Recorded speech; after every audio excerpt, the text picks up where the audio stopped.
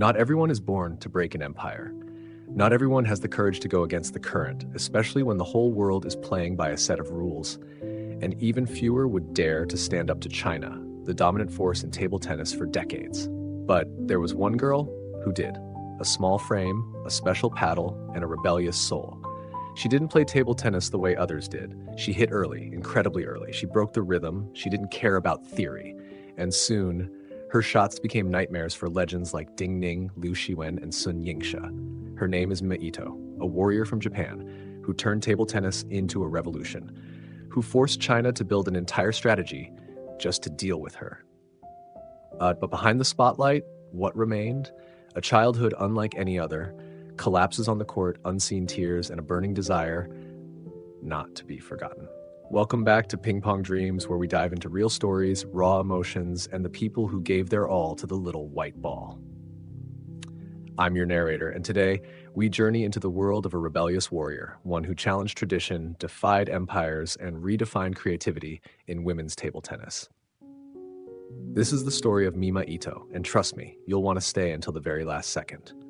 Mima Ito was born in 2000 in Shizuoka, Japan. While other children were obsessed with dolls and comics, this tiny girl picked up a paddle at age 5. It wasn't by accident. It wasn't for fun. It was the beginning of a long road, one paved with pressure, tears, and dreams unlike any others.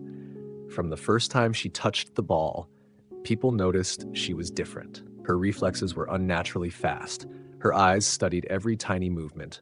In the cramped room at home, her mother was her first coach and her strictest one. Each night, the sound of the ball hitting the wall echoed like a metronome, mixed with the panting breath of a little girl still in elementary school. No childhood games, no summer holidays, no real birthdays, just table tennis. Always table tennis. She often felt jealous of her classmates who took piano lessons, went swimming, or just got to watch TV with their families. For her, it was practice right after school. No days off, no complaints. When asked if she missed her childhood, Mima smiled gently. I love table tennis, but sometimes I wish I could have lived like a real child, just for a few days. Then came the turning point. One evening at age 10, she watched a match between Japan and China in a major tournament. She was frozen as her idols. Ai Fukuhara and Sayaka Hirano were crushed by the cold precision of the Chinese players. There were no tears, just a quiet gaze at the screen and a whisper to herself, I will be the one to change this. I will make them afraid. And then she began doing it in ways no one expected. While most Japanese players followed tradition, disciplined, consistent, strictly technical, Mima took a different path. She struck the ball almost as soon as it bounced. She played at a speed that even the audience couldn't follow. Her shots defied logic. Her returns were spontaneous. She became an oddity, a misfit in a rigid system. She didn't want to be a version of anyone. She wanted to be herself, and that self was a rebellious warrior. Her style wasn't welcomed.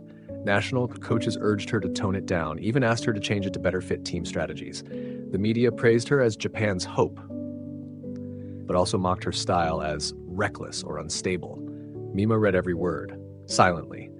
She didn't react, but deep inside she asked herself, how must I win to be accepted? If I win and they still doubt me, then what am I supposed to do? Within the national team, Mima was an outlier. So different, no one truly understood her. The only person who ever showed her real support was her retired senior, Ai Fukuhara. Still, Mima didn't quit. She embraced her difference and used it to shine. At the 2018 Asian Games, Asia was stunned when Mima Ito crushed Olympic champion Ding Ning 4-0. Lightning-fast shots, impossible flicks, eyes burning with fire. It wasn't just a victory, it was a statement. A declaration from a tiny warrior who dared to challenge the biggest empire in table tennis. She kept toppling Chinese icons. Liu Shiwen defeated, Zhu Yuling defeated. Even Sun Yingsha, who had to change her style just to counter Mima's play. China began to worry. They built training programs with fake Mimas to prepare.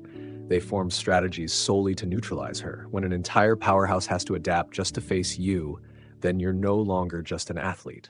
You're a threat. But Mima's danger didn't lie in power. It lay in unpredictability. No one could guess her next shot. No one could follow her rhythm. And that chaos, that logic-defying creativity, made her a true nightmare for system-trained players like Liu Shiwen and Sun Yingsha. And yet, when her tricks were decoded, Mima began to fall. After the Tokyo Olympics, she competed less, smiled less. The media stopped calling, social media grew cold. People whispered, "She's done." A flash in the pan. China figured her out, now she's nothing. Mima didn't argue, didn't delete posts. She posted nothing. She once told a friend, "I used to be lightning, now I'm just a flicker." No one needs. In her darkest hours, Ai Fukuhara stood by her. After the Olympic loss, I messaged, "You walked a path no one else dared to." That's already a victory. Mima kept that message. A is the only contact starred gold in her phone. Within the team, Mima was labeled hard to pair. Coaches considered removing her from doubles lineups. How ironic. The one who made China nervous was doubted by her own, but she didn't resent them. She accepted solitude as part of rebellion. In recent years, we've seen a new Mima. No more shouting, no more wild gestures, but still sharp, icy, and impossible to read. She's changing, not to please others, but to last longer. You don't need to be like anyone to reach the top. Be yourself, even if you're different, even if you're rebellious, even if you're alone.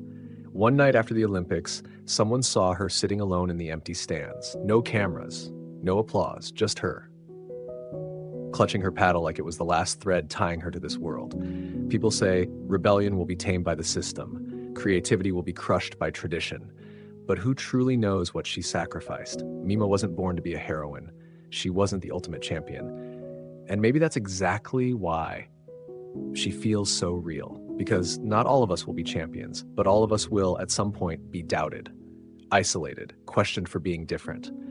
And in those moments, we need someone like Mima to remind us that being different isn't wrong, that rebellion isn't a crime, that loneliness is often the price of courage. Today, Mima still steps onto the court. No yelling, no drama, just quietly gripping her paddle and fighting like she always has, like she always will. She doesn't need the world to understand her. She just needs her heart, which never stopped. You've been listening to Ping Pong Dreams, where stories aren't just about winning, but about pain, courage, and the people who dare to dream. Thank you for walking with Mima Ito, the rebellious warrior, until the very last second. But the journey isn't over yet. In our next episode, we meet someone from where no one expected.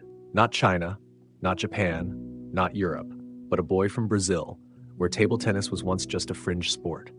And from that distant land, a fighter rose, step by step, climbing to the top of the world with fierce spirit and unwavering belief. He didn't have a strong system, no golden legacy, but he had one thing no coach could teach, an unshakable belief that he belonged. See you in episode 18, Hugo Calderano, From Brazil to the World Summit. Follow the channel so you won't miss the next journey. Until then, keep dreaming with Ping Pong Dreams.